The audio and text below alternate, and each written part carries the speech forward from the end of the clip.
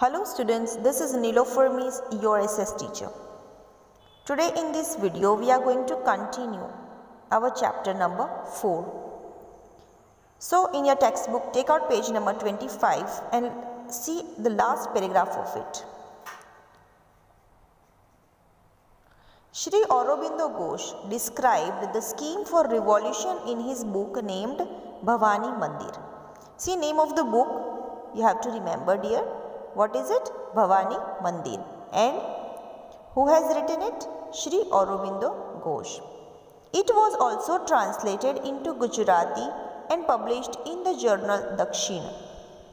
It was translated in Gujarati language also and it was published in the journal. The name of the journal was Dakshina. Besides this, booklets with titles like Deshi Vanaspati Davao, નાવાના સાબુ બનાવવાની રીત, કસરત, ગુલાબનો કિસ્સો, કયાડાનો સંગ્રહ, etc. were published in order to spread the thoughts of revolution so that Britishers won't understand. See the names are like this, funny names are given, but inside the journals, inside the books, other things were written and it was only to make fool to whom? To the Britishers, so that they won't understand that what's there in the book. Actually in the booklets these were the titles, but inside there were the schemes for revolution that now what we have to do. All planning was written in the book. All these booklets contain methods of preparing bombs, how to make bombs. Those methods were written in this book, while the title were given like that, funny names. Gangnath Vidyalaya was established near Chandod, Karnali, where secret revolutionary activities were carried out. See, one Vidyalaya means a school was established, and there also these revolutionary activities were carried out. The secret activities were carried out. They were talking about that, they were planning over there. Many Gujarati youth joined these revolutionary activities, against whom stern action was taken by the government.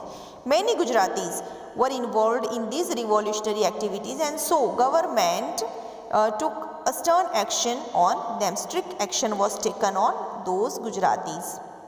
But the fight did not stop, and finally government realized that suppression would not help to rule over India. So what happened? Though they were punished, but then also this fight did not stop, as they thought that now we have to fight anyhow. And so then government realized that this suppression, if we will force them physically, then that would not be proper way to rule over India. Our next point is revolutionary movement in foreign countries. Till now we talked about India, that what was there in India, in the states of India. And now we'll see that this movement, what happened in the foreign countries also, the impact of the movement in foreign countries. See now what happened. The revolutionary movement began in foreign countries also for giving freedom to India from the British. Now these movements started in foreign countries also. Their people, those Indians were living in those countries, and together with them the other people also of their country. They all started revolutionary movement in other countries also, and why they started? They wanted India to be free from the British.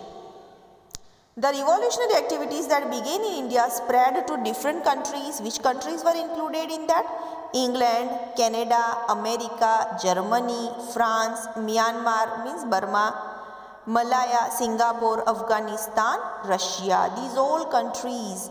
So these revolutionary movements started in all these countries too. The active revolutionaries who took part in revolutionary activities in foreign countries are. Now who were the people? Those who were living in the foreign, and there they started these activities. So see the names of these people. So Shyamji Krishna Varma, Madan Lal Dingda, Veer Savarkar, Lala Hardayal, Uddham Singh, Raja Mahendra Pratap, Madam Bikaji Kama, Sardar Singh Rana, Maulana Abdullah, Maulana Basir, Champak Raman Pillai, Dr. Mathur Singh Khudabaksh, were associated with these activities. These were the people who were living in the foreign countries, and there they started these activities that stopped ruling over India. They were doing these activities against the Britishers that leave India now. The revolutionary activities in the foreign countries gave impetus to the revolutionary activities in India.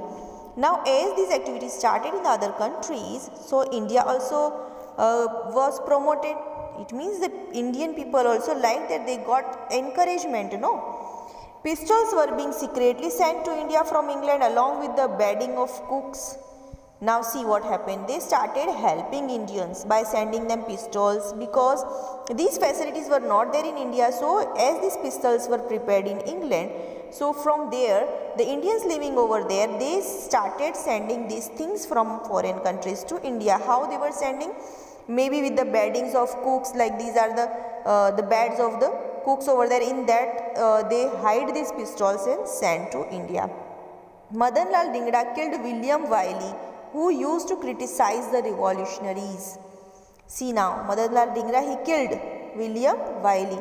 Why he killed? Because he was criticizing the revolutionaries. He was telling bad words to the revolutionaries. In 1907, the Indian Independence League was established in California, America, which was later named as Ghadar Party by Lala Hardayal. This Indian Independence League was established where? In California, America. There the Indians made this league, and afterwards this name of this league was changed and it was then Ghadar Party. Who changed the name? Lala Hardayal. A weekly named Ghadar was published in 4 languages. Okay. Weekly means one kind of magazine, one kind of newspaper.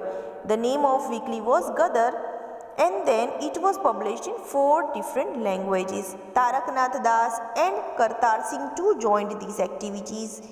Then Champak Raman Pillai formed the Hind Rashtriya Swayam Sevak Dal.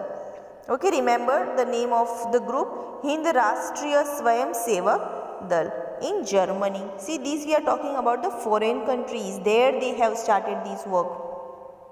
The plan was made to attack India by making Iraq as the headquarter, 1907.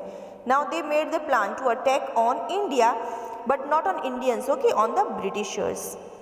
By making Iraq as the headquarter, they kept Iraq as the headquarter. From there they will do all the planning.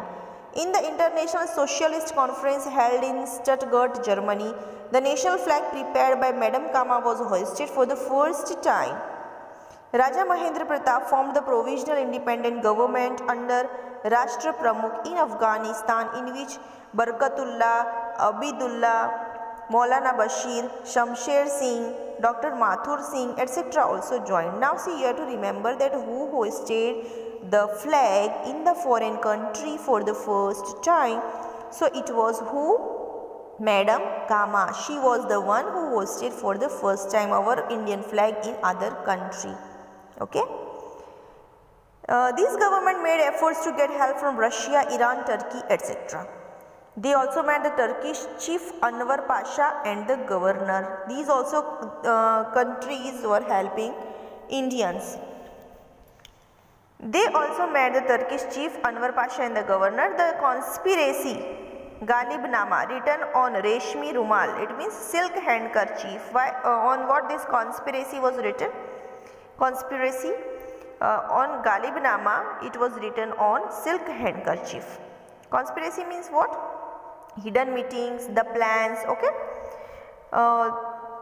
Asking all Muslims to unite and fight against Christians was exposed. By these, what they were telling, that all Muslims be united and let's fight against the Christians.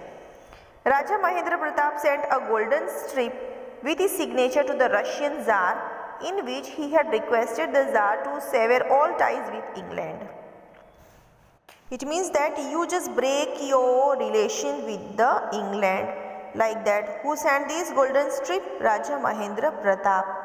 And to whom he sent? He sent to Russian Tsar, the king over there. Then Sohanlal Pathak in Burma and Parmanand in Singapore carried on revolutionary activities. In addition to this, the Kamagatamaru and Toshamaru steamer events provided inspiration to the Indian revolutionaries staying abroad to fight against the British. Kamagatamaru and Toshamaru, these are events, okay, steamer events. And as these events happened, so it inspired Indian revolutionaries that you can fight against the Britishers. It is not hard.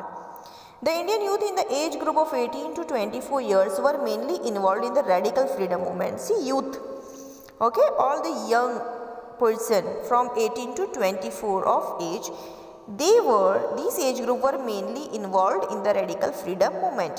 They used to carry out any kind of thrilling acts as they did not fear death. If you see, the age is like that. The people of this age, they are not afraid of anything. Okay. And so these people, they carry out any kind of thrilling as they were not afraid of the death even. When caught, they readily embraced death, shouting slogans like Inqilab Zindabad. And as they were caught, they started shouting like that, Inqilab Zindabad, Inqilab Zindabad. They were not afraid of death. And Vande Mataram, for the purpose of freedom of their motherland. Only one thing was there in their mind, that we need freedom and nothing else.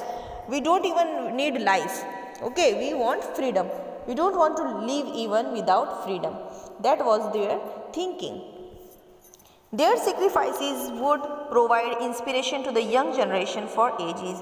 Even those things, they are inspiring even today. Okay, when we see these kind of movies, when we hear these kind of stories, it gives inspiration that our freedom, what we have got, it's not a cup of tea that we got very easily. It isn't like that. Many people, many young people, many old people, many children, they have sacrificed their lives for our freedom. Okay. Next one is Morley Minto reforms. If you remember Morley and Minto, what they have done, divide and rule policy they brought. Okay. See now, the English adopted the policy of divide and rule to create enmity between Hindus and Muslims. They brought this, okay, divide and rule policy among Hindus and Muslims. Under the leadership of Aga Khan, Muslim delegation met Viceroy Minto. Morley was the Indian vizier at that time. These reforms are known as Morley Minto reforms. Whatever reforms they made that time, it means the changes they brought in the rules and regulations, those are reforms. And the reforms, the changes came that time, are known as Morley Minto reforms. Now see, now comes Gandhiji. Arrival of Gandhiji to India. Now Gandhiji enters when 1915. From where he was coming? He was coming from South Africa. And if you remember, something happened there also in South Africa, because there was discrimination of fair and black, okay, in South Africa. But that is not our point. We will not take it just now. Gandhiji returned to India in 1915 after successfully fighting against racism in South Africa with Satyagraha. There he had already done the fight against the racism, as I told you, black and white. There it was the topic of fighting. There he was succeed. His political mentor was Gopal Krishna Gokhale. Mentor means guru, okay. So his guru was who? Gopal Krishna Gokhale. And spiritual mentor was Srimad Raj Chandra, from whom he got inspiration. Gandhiji travelled across India and observed the life of Indians. First, what he did, he came in India. First, he travelled across India and he observed that what kind of life the Indians are living. He considered exploitation as the root of poverty in India and made plans to abolish British rule in India.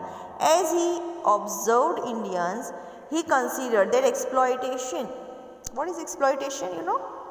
It means, for example, the person who is working for full day, okay, and he must get maybe 200 rupees, but instead of that, the person is getting only 50 rupees. That is called exploitation. So he got to know that exploitation was the root of poverty in India. Indians are working so hard, but they are not getting anything. That was the reason why India was poor. And then he also started making plans how to abolish British rule in India. Now comes Rowlatt Act. In 1919, the British government formed the Rowlatt Act under the chairmanship of Rowlatt, the Minister of Law. 1919. Name of the minister was Rowlatt, and on the name of the minister it was capped that Rowlatt Act, and it was made when? In 1919. This act was very bad. Okay, let's see. This act was framed with the purpose of suppressing revolutionaries and nationalists. It means anyhow to make pressure on these people. Whom? To revolutionaries and nationalists. This act came to be known as Black Act because it was meant to suppress individual freedom and freedom of speech. By this act, even the people, they were not free to speak out. Okay, they were not even free to speak. They were the freedom of speech was also suppressed by the Britishers. That's why this act is also known as Black Act. According to this act, what happens here now? Any suspicious person could be arrested and jailed. Suspicious means if they think that this person is doing wrong, only by seeing the face even, they don't have any evidence, even though if only on seeing the person and thinking that person is doing wrong, they can arrest the person and to be jailed without conducting any trial against him. They were not taking that person in front of the judge, in front of the magistrate, but they were directly keeping these people into jail, whoever they wanted. That's why Gandhiji called it Black Act, and Motilal Nehru considered it as snatching away of argument, appeal and advocacy. Obviously, because people were not having freedom even to speak out, even to tell that they were not wrong, what they have done, they can't even ask that question. The British government gained immense power under this act to suppress any kind of opposition. Nobody would oppose this act. That was the rule. So leaders and people at large expressed their opposition. So what happened, as it was told that nobody would oppose, so at large number together, all the leaders and the people together show their opposition against this act. How? Then meetings, rallies, shows and strikes were organized against it. Gandhiji was arrested in Delhi. When Dr. Satyapal and Dr. Kichlu were arrested in Punjab, the agitation became severe. Now it was serious for the Indians. Gandhiji was arrested in Delhi. Then Dr. Satyapal and Dr. Kichlu were arrested in Punjab. So it was become a big topic for the Indians. The government vehemently tried to suppress all opposition. So government, what government did? They just tried to suppress all opposition by killing the people. Okay, by beating them. Now the main and very important point is coming, that is Jallianwala Bagh massacre. It is very famous in the history of India. What happened, it was a very cruel story that happened. It happened on 13th March 1919. When popular leaders like Dr. Satyapal and Dr. Kichlu were arrested in Amritsar, Punjab, a public gathering was organized in the Jallianwala Bagh in Amritsar on the day of Baisakhi to oppose the arrest. Now, here what happens, see, first of all, it was the day of Baisakhi, you have to remember, okay? It is a festival in Punjab. So, as Dr. Satyapal and Dr. Kichlu were arrested in Punjab, Amritsar, a public gathering was organized. Jallianwala Bagh is a garden, was a very nice garden that time, and so there the meeting was held. Everybody from the people in the Punjab, they all came over there only for meeting that now how to oppose this arrest. So General O'Donnell Dyer, remember this name, General O'Donnell Dyer reached there with his troops and without any warning opened fire on innocent people from the machine gun. What happened? Without any kind of warning that just stop the meeting, go away from here or else we will shoot you, nothing like that. He just entered the Jallianwala Bagh and he ordered his soldier to start firing on innocent people from the machine gun. There were high walls on four sides of the Bagh. This Bagh is covered with the high walls, all the four sides. In the middle was an unused well. There was a well also which was unused, and the only way out being narrow, a number of people lost their lives in the firing. As there was no way to run away from there, the gate was closed by him First of all, this O'Donnell Dyer, he told to just close the door from the gate from where the persons were entered, and now there was no way to go out. The large walls were there, they couldn't even climb up the walls, such high walls were there. Only and one well was there. According to the government report, 379 people died and 1,200 injured. This is according to the government report, but in really we won't know the real number. As per the committee appointed by the Congress, 1,000 people had died in the firing. Hunter Commission investigating the case on behalf of the British government defended General Dyer. The commission forgave Dyer, considering it as an innocent mistake that happened unknowingly. What did the commission say? See now, as the commission was of them only, the government was there. So when Dyer was taken over there and this case was being kept in the commission, so commission told that it was an innocent mistake of Dyer and it was done unknowingly. He was not knowing this. That was the reason given by the commission and he was forgiven. On the other hand, when Dyer returned to England, he was honored with a sword and 2,000 pounds. So there, when he went back to England, there he was being honored that you have done very well over there in India. You have done a good job. Like that, he was honored, and in reward he got 2,000 pounds.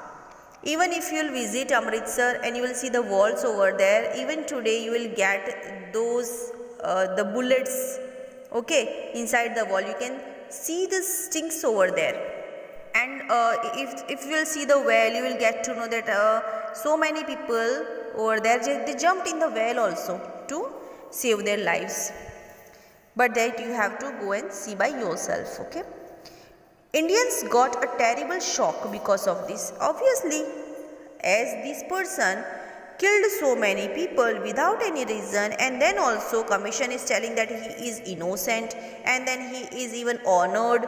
So obviously Indians were terribly shocked. After this inhuman act, this was obviously not a human act, not a good act, inhuman act, Gandhiji's faith towards the British was completely lost. Now what faith on Britishers? Obviously, so Gandhiji's faith, whatever he was having till now, the faith in Britishers that they will listen to us, they will do something good to us, that whatever faith he was having, that also was completely lost. This event played an important role in uniting the whole nation. After this event, full India, whole nation was united. This tragedy became the ground for the future non-cooperation movement. Then, this non-cooperation movement started. This was the reason for the non-cooperation movement. Hope you understood up to here. We'll keep up to here only. In the further video, we'll see about the Khilafat movement, non-cooperation movement and other movements. Okay. If you are having any doubt, you may call me. Thank you. Have a good day.